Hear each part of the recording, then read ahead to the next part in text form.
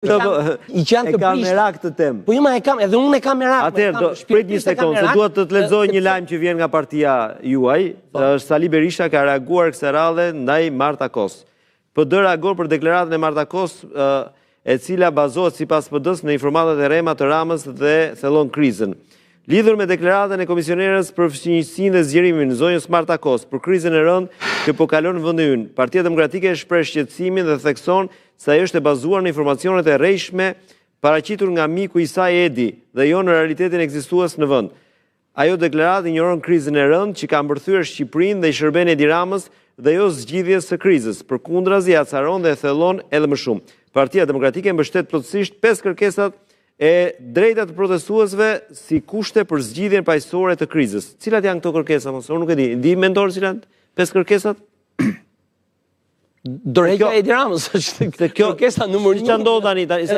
Ka drejt mentori kur thotë, "Ore, BE-ja është okay me ligji 21/2024." Të lutem, komisionerja është okay me Ramën për rrugtimin e Shqipërisë në BE. Tani PD-ja del kundër komisionerës. Nuk ka sens kjo. Dhe nuk ka sens krijohet një qeveri tjetër. Deklarata e Marta Kos fliste për Se është PD-ja kundër? Ke parasysh? Për parimet domethënëse të bëra në fushën e mjedisit në raport me plotësimin e kapitullit 27 që është mjedisi. Po. Gjë që është absolutisht e pavërtet, sepse nuk ka asnjë fakt që të mund të hidhet sot në tryezë për të vërtetuar atë që thot Marta Kos në raport me ndryshimet e rëndësishme që janë bërë në këtë fushë. Po. Nuk ka.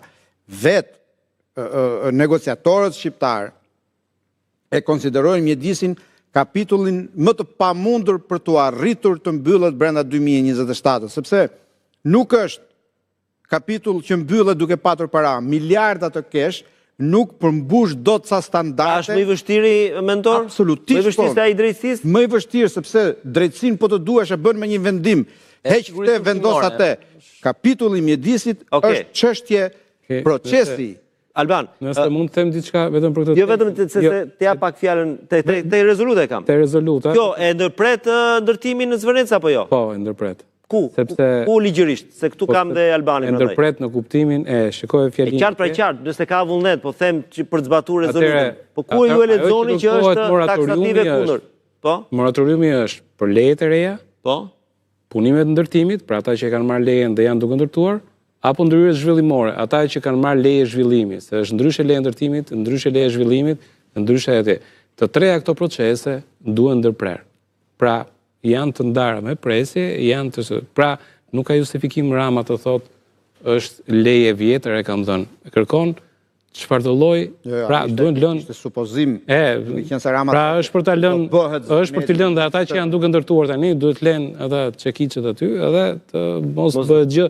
Alban, do të respektosh. Një opinion juridik për këtë? Po, kjo është amendament është e supozojmë që është taksative, është detyruese për qeverinë shqiptare.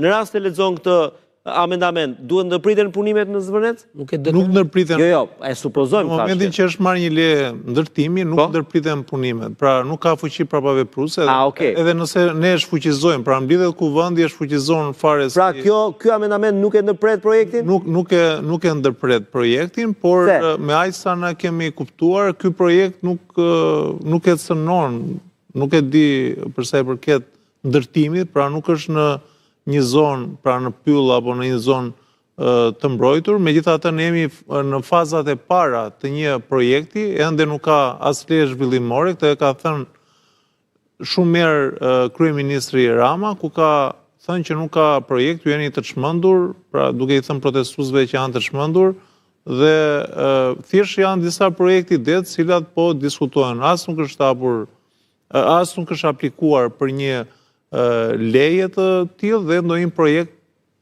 konkret. Mirë, pra, në qoftë se është kjo që thot kryeministri, që nuk ka akoma një leje, nuk ka një projekt. Atëherë nuk duhet ta nxjerrë këtë leje. Me këtë amendament, për publikun nuk po i themi Ramës çfarë do bëj, po për publikun, ky amendament thot që duhet ndërtuar apo jo më derisa të ndryshojë ligji, se këtë kërkon apo jo. Derisa ndryshojë ligji, duhet një ndërprerje, një le të themi pezullim i zbatimit të ligjit, ngrirje derisa të ribëhet një ligj i ri apo të bën ndryshimet përkatëse të cilat nuk e cënojnë mjedisin.